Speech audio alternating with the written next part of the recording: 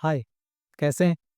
आज फिर एक नए वीडियो में आपका स्वागत है और इस वीडियो का टॉपिक तो आप थंबनेल से समझ ही गए हैं, है ना?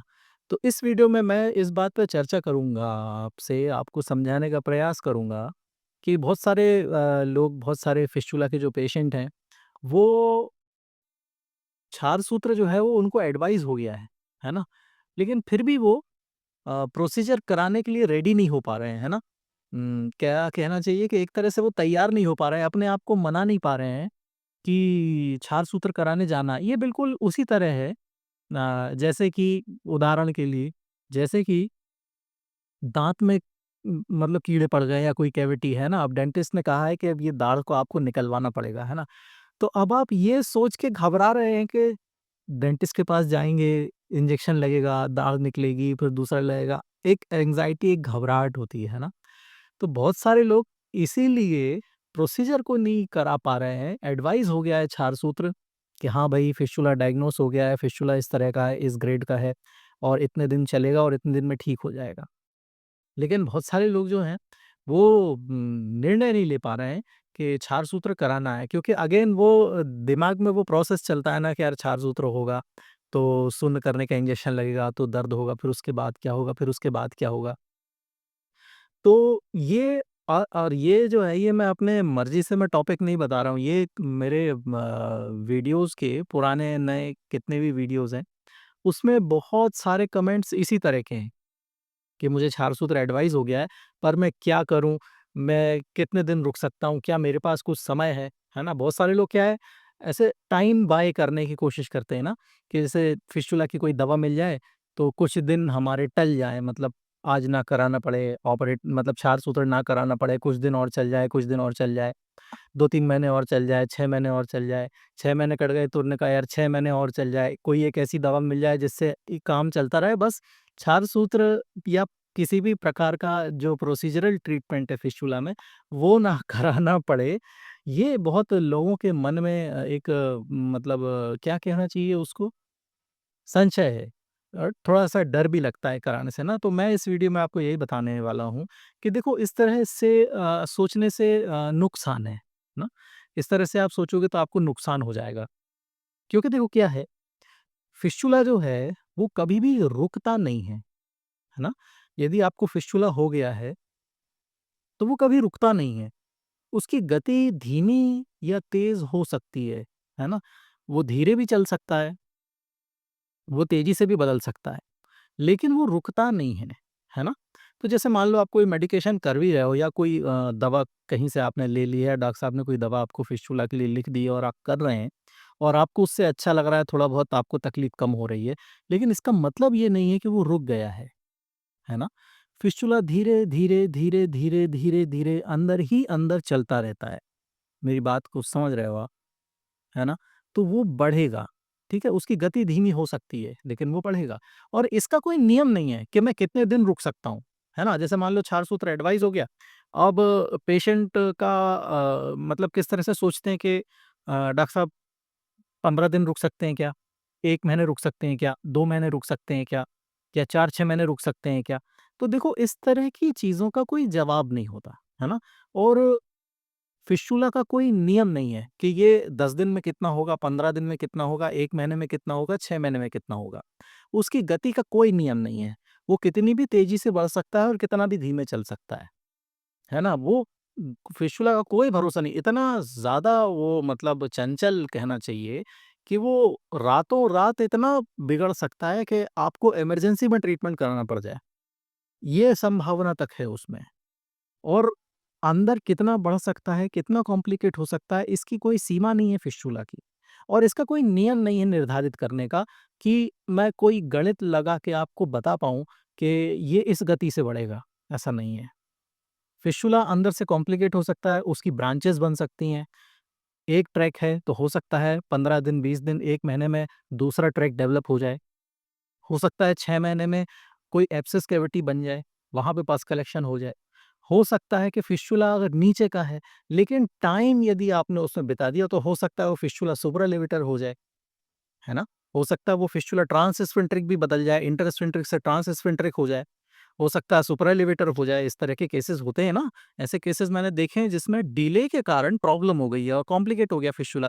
मतलब एक एमआरआई हमने पहले कराया हुआ है जिसमें ग्रेड 1 का फिस्टुला है, मुश्किल से 3-4 सेंटीमीटर का फिस्टुला इंटरस्फिंक्टरी। 1 साल बाद हमने उसका एमआरआई कराया, transsphincteric fistula associated with abscess cavity just below the levator ani muscle, ऐसा एमआरआई। और उसके बाद बाहर एक्सटर्नल ओपनिंग 3-4। ये स्थिति हमने देखी, मतलब पुराना एमआरआई भी हमने देखा जिसमें एक सिंपल फिस्टुला 4 सेंटीमीटर का इंटरस्फिंक्टरिक, और 1 साल बाद उसकी कंडीशन ऐसी हो गई कि वो ग्रेड 4 का फिस्टुला हो गया और ग्रेड 5 का होने वाला, ये स्थिति। तो कहने का मतलब ये है कि जितना आप फिस्टुला को डिले करोगे, उतना ज़्यादा वो अंदर कॉम्प्लिकेट हो सकता है और उसके ठीक होने की संभावना कम हो सकती है, उसको ठीक होना मुश्किल हो सकता है। मतलब जो नॉर्मली क्षार सूत्र से फिस्टुला ठीक हो जाए तो अच्छा है, अगर नहीं होगा तो फिर उसमें मॉडिफिकेशन होके कई तरह के ट्रीटमेंट ट्राई करने पड़ते हैं, कई तरह से युक्ति लगा के उसको ठीक करना पड़ता है और उसमें संभावना होती है फेल होने की। तो इस तरह की कंडीशन पे पहुँचने का कोई अर्थ नहीं है ना? किसी भी त ऐसा बिल्कुल नहीं होना चाहिए। अगर फिस्टुला में क्षार सूत्र एडवाइस हो गया है, तो आप उसको हफ्ते 10 दिन के अंदर आप उसको एग्ज़ीक्यूट कर लो प्रोसीजर को। क्षार सूत्र की बात कर रहा हूँ, है ना? और किसी प्रोसीजर का मैं रिस्पॉन्सिबिलिटी भी नहीं लेता और किसी बाकी दूसरे प्रोसीजर्स में क्या है, सक्सेस रेट कम है। इसलिए मैं एडवाइस नहीं करता हूँ दूसरे प्रोसीजर्स। क्षार सूत्र सक्सेस रेट ज़्यादा होता है, डैमेज कम होता है, उसमें नुकसान कम होता है ना? तो इसलिए क्षार सूत्र को प्रेफ़रेंस देना चाहिए, ख़ास तौर पे फिस्टुला में, है ना? तो यही मुझे आपको इस वीडियो में बताना था कि ऐसा मत करो, जिससे कि कॉम्प्लिकेशन हो जाए और बाद में दिक्कत हो, है ना? तो बीमारी यदि है, तो उसको जल्दी से जल्दी अपने शरीर से निकालो।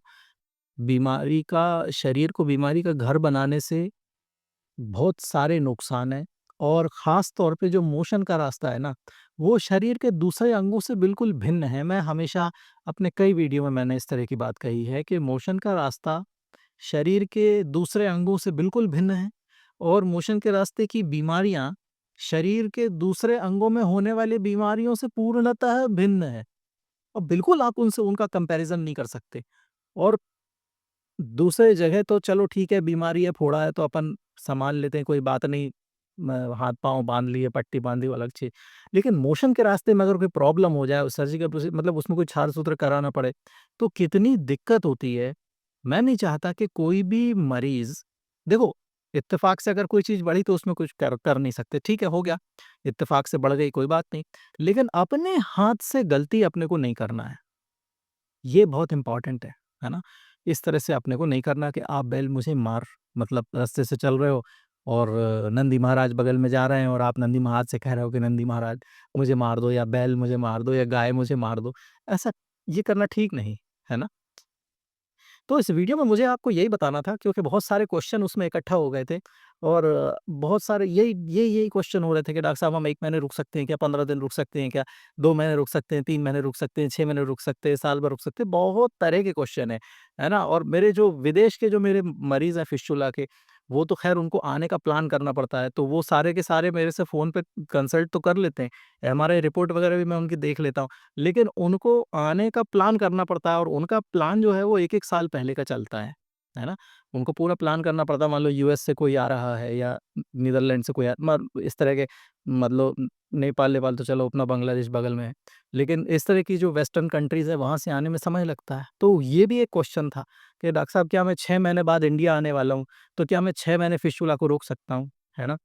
तो ये सारी चीज़ें जो हैं, ये थोड़ा-सा मुझे लगा कि एक वीडियो बना के आपको बता देना चाहिए, है ना? तो होपफुली मैंने आपको बता दिया है और आपको जवाब मिल गया होगा। मैं जवाब देने से ज़्यादा समझाता हूँ, है ना? बहुत सारे लोगों को लगता है डॉक्टर साहब समझाते हैं, लेकिन उसका कोई सीधा जवाब नहीं ना, उसको समझाना पड़ता है। तो मैं चीज़ को जवाब देने की बजाय, हाँ या ना में जवाब देने की बजाय, मैं आपको उसको एक्सप्लेन करता हूँ, उसको समझाता हूँ कि मैं क्यों ऐसा कह रहा हूँ। हाँ या ना तो आपके मन में अपने आप बन जाएगा। जब मैंने आपको इतनी बात समझा दी तो आपके मन में हाँ या ना तो बन गया होगा, है ना? तो समझना ज़रूरी है, उत्तर से ज़्यादा समझ ज़रूरी है। समझ में यदि कोई चीज़ आ गई तो उत्तर आप अपने आप निकाल लेंगे, है ना? ये तो हम स्कूल से सुनते आ रहे हैं कि गणित सीख लो, तो उत्तर तो अपने आप ही आ जाएगा, है ना? तो चलो ठीक है, मिलते हैं अगली वीडियो में, तब तक के लिए टाटा।